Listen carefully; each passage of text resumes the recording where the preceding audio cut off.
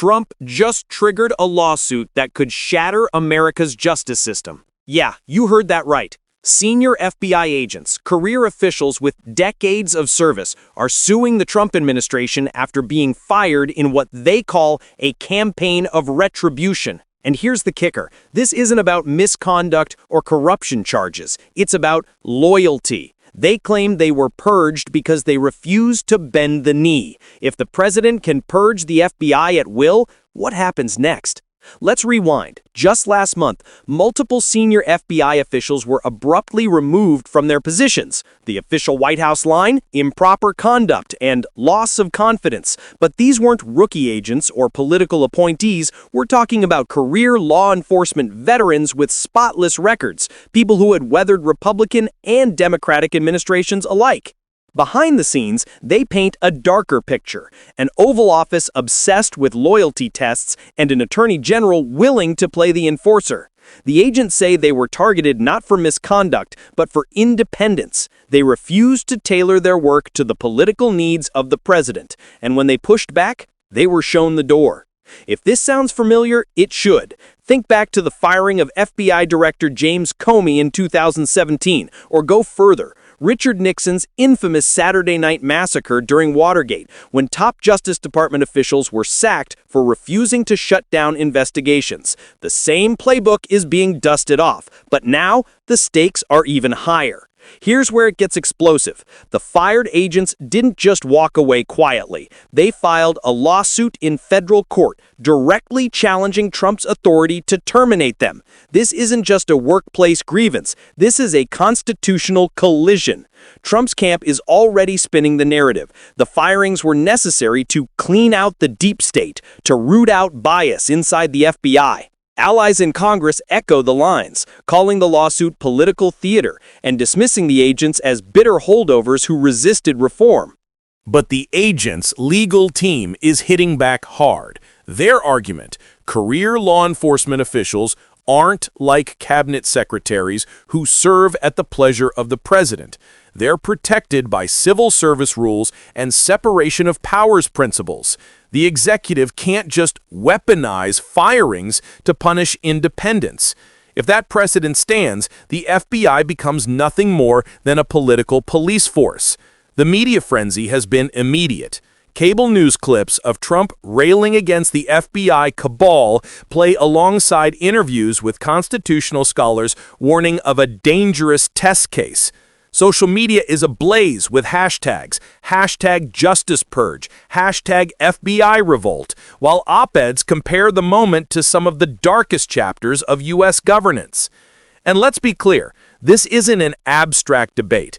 When career investigators are forced out, ongoing probes into corruption, fraud, even national security are disrupted or abandoned. Ordinary Americans may not feel it yet, but the consequences ripple into courtrooms, prosecutions, and public trust. The immediate fallout: a Justice Department stuck in the middle of a civil war. Senior prosecutors are quietly rattled, wondering if their jobs could be next. Congressional committees are already signaling hearings, with Democrats sharpening their knives and even some Republicans showing unease at the idea of political purges inside the FBI. Legal experts are pointing out the stakes. If the courts side with Trump, it essentially greenlights a president to dismiss any career FBI agent who dares to show independence. Imagine what that means. Investigations into political allies could be gutted overnight. Criminal probes inconvenient to the White House agenda could vanish without explanation.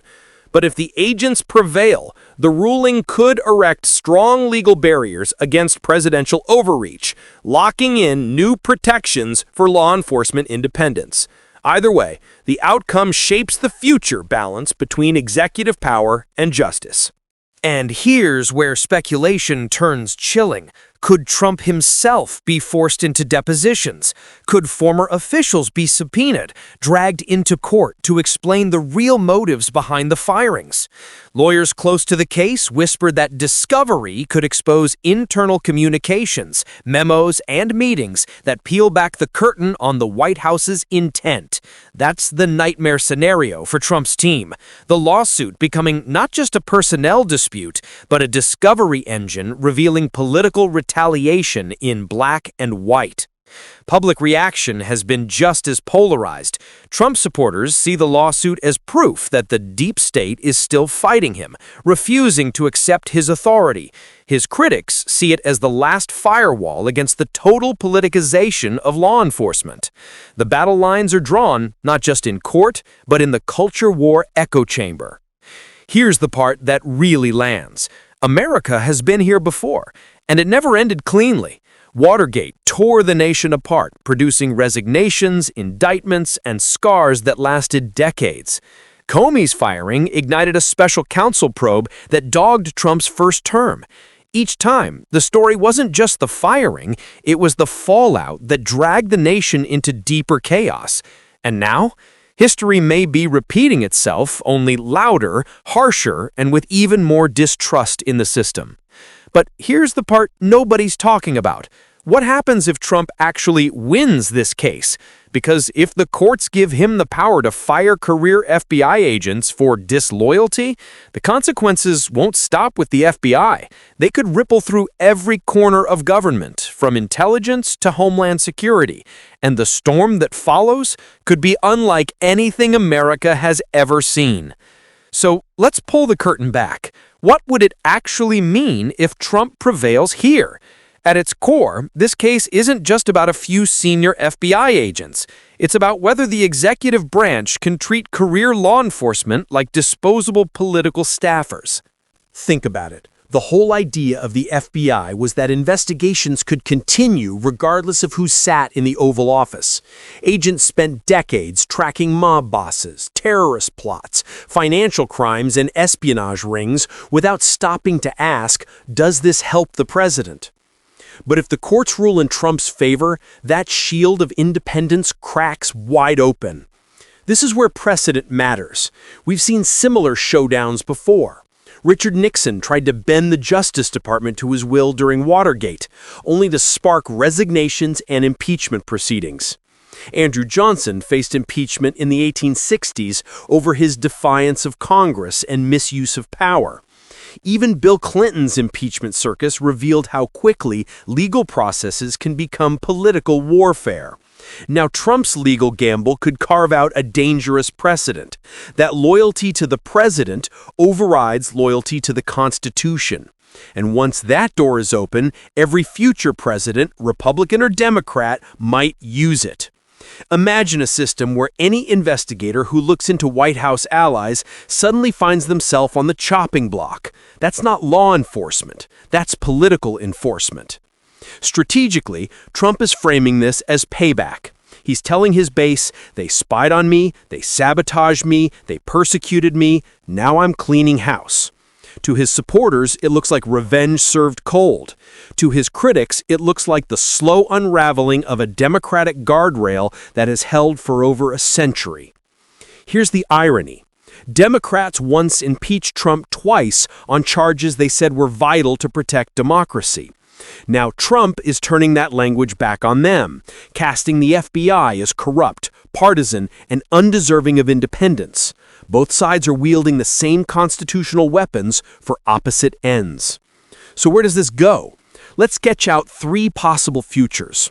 Federal judges could rule that career FBI officials are protected under civil service laws and that Trump overstepped. This would lock in a precedent defending institutional independence, possibly even strengthening the firewall between politics and law enforcement.